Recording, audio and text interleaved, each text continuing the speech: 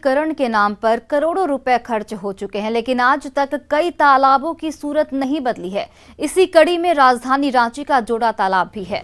राज्य सरकार ने जोड़ा तालाब के इतिहास को कायम रखने के लिए सौंदर्यीकरण के नाम पर करीब 2 करोड़ 21 लाख रुपए की नींव रखी।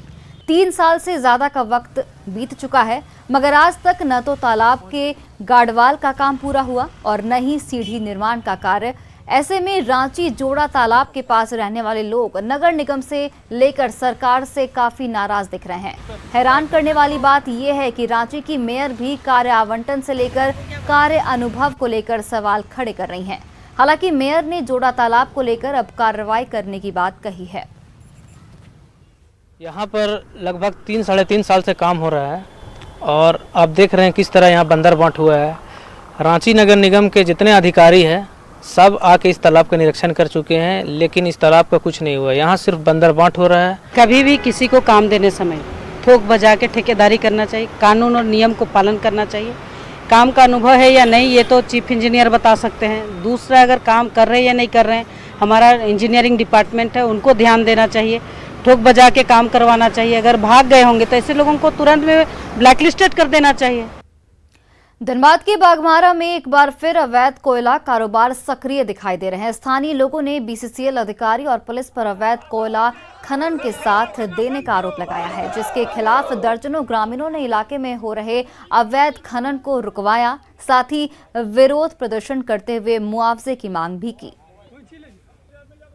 के द्वारा अवैध उत्खनन छाताबाद के अस्तित्व के साथ खिलवाड़ किया जा रहा है। छाताबाद एक घनी आबादी वाली बस्ती में कोयला माफियाओं द्वारा अवैध उत्खनन माइंस करके और सुरंग बना के जो बीसीसीएल द्वारा छोड़ा गया पिलर है उसको काटने का प्रयास किया जा रहा है। यहाँ हम लोग को सूचना मिला कि इलीगल माइनिंग हो रही है। किनके द्वारा सूचना दी गई थी? ये सूचना जो है ना ग्रामीणों के द्वारा हम लोग को मिला था।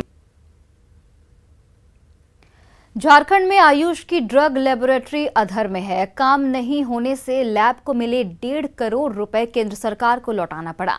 अब नए सिरे से भवन के लिए जमीन चिन्हित की जा रही है।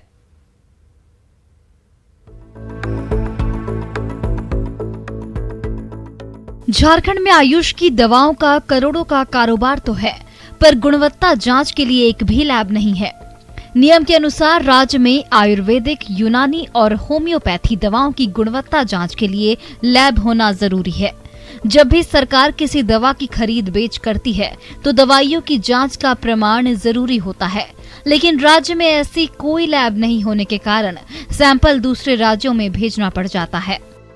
ड्रग्स टेस्टिंग लेबोरेटरी जो हमारे झारखंड रांची में इसकी बिल्डिंग डोंडा में बन चुकी थी, तो तत्कालीन अपर मुख्य सचिव महोदय के द्वारा उस वक्त 104 और 108 को हस्तगत किया गया।